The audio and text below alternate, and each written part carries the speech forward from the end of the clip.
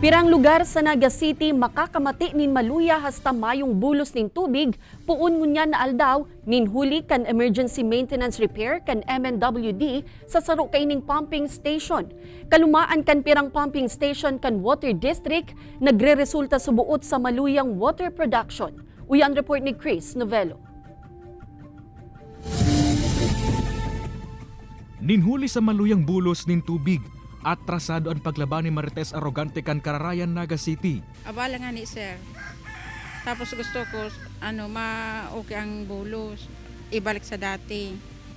Anharong kaya ni Marites pirametro sa naan distansya sa Kararayan 3 Pumping Station na ipigsa sa ilarom sa emergency maintenance repair kan MNWD na nagpuon ngunyan aldaw hasa sa Lunes, Nobyembre 20. Susog sa opisina, may kalumaan naman subot ang tubo kan pumping station na lampas ng sarong dekada puon kan ipatindog kan taong 2010.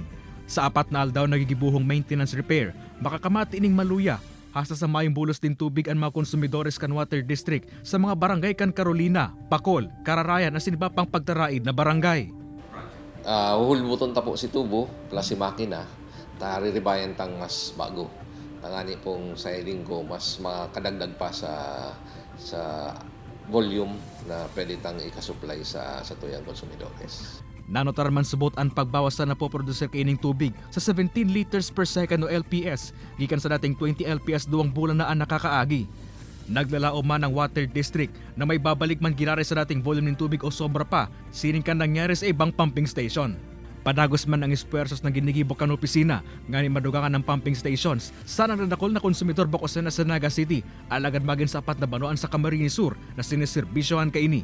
Kay banan si Jovel Ubiso, Chris Novello, Balitang Bicolandia.